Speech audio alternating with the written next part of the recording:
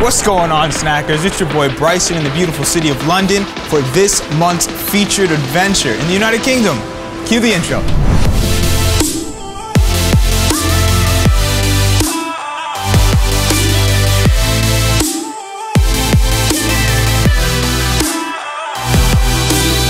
SnackCrate sent me on a mission to find the best snacks for this month's featured country.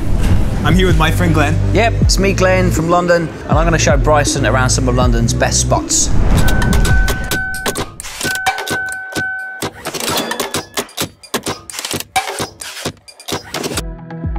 Okay, so one thing that's really nostalgic for me is visiting like old-time sweetie shops, right? Okay. A little bit Willy Wonka fashion, just like when we were kids.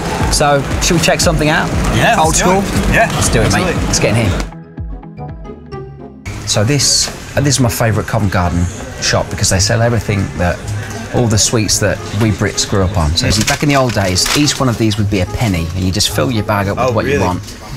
So just go for it, whatever you like the look of. So these are not American, these are English. Okay. These make grown men cry. And I'm nervous for you.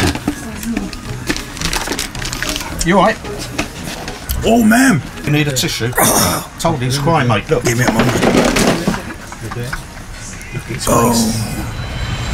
Mel, thanks so much for showing us around. It's been a pleasure. Trip down memory lane. Yeah. Okay, Bryson, you know, as Brits, we love our snacks, so I'm going to take you and show you some of our all-time favourite bits. Sounds good, man. Let's do it. Let's do it. It reminds me of it reminds me of a Crunch bar mixed with like a Musketeer or something like that. Okay, yeah. Like mashed together. Classic in England. This is classic, okay. It's a classic. See, it's like it's a better Three Musketeers. That's confusing. Because there's like, it's not just chocolate, man. That's like, there's a bit of fruit to that thing. That's a fruity chocolate. So it's been a long day, you're probably hungry. Dude, I'm starving. You fancy a beer? Yeah, I can take one down. Okay, let me take you my best mate's pub, the Marquis. Great beer, great food, great people. Cool. Pubs in England are so much more than just a place to drink for the English. It seems more like a social gathering spot for the entire neighborhood to relax and unwind after work. The Marquis is situated next to London's smallest alleyway. Glenn tells me the building has been around since the 1600s, and apparently Charles Dickens used to drink at this very pub. So if you ever find yourself in an English pub, bar snacks, okay? Especially these right here, these scampi fries. Find these. Grab your beer, grab some bar snacks, you're set. That was awesome. You're welcome, Thank you for showing me that. There's always time for a pint, hey? I said.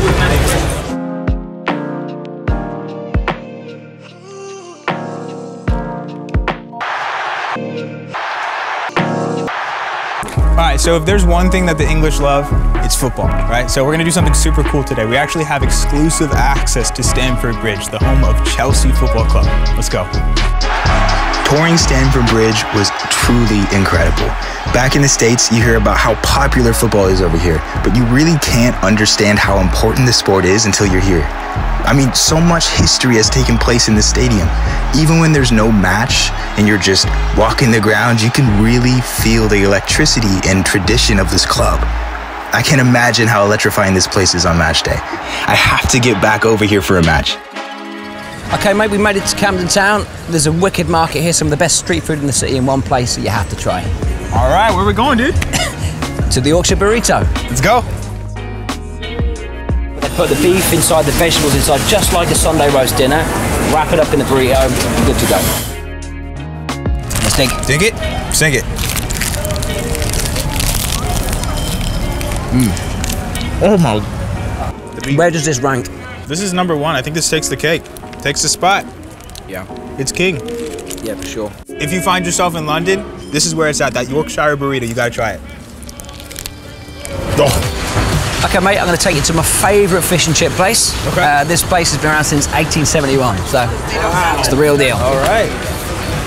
Of course, we have fish and chips on Fridays. It's not like an everyday thing. It's a treat for so nobody's cooking on a Friday. Yeah. And it fills you up, warms you up. It's a comfort meal. Oh, yeah, you know? I can see that, absolutely. I guess that's why it's the national dish. Okay. No, I got it, ready? Yeah? Wow. Nice. Why is that so good?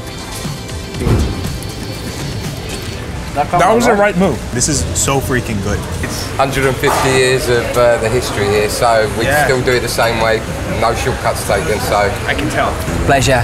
Thanks so much. Thank you so much. Wonderful. Have a great stay.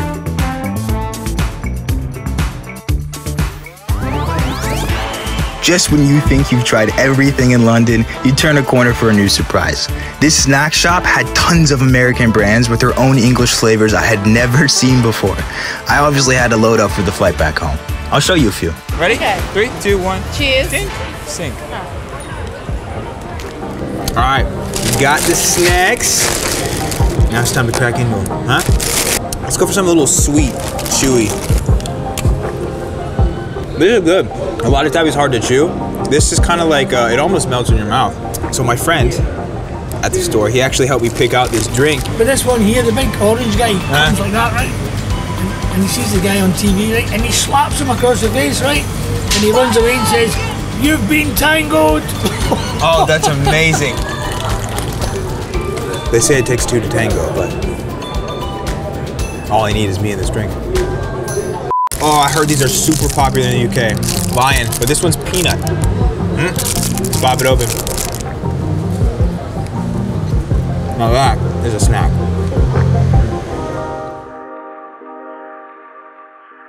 All right, so our time in London is coming to an end, and I have to be honest, I don't want to leave.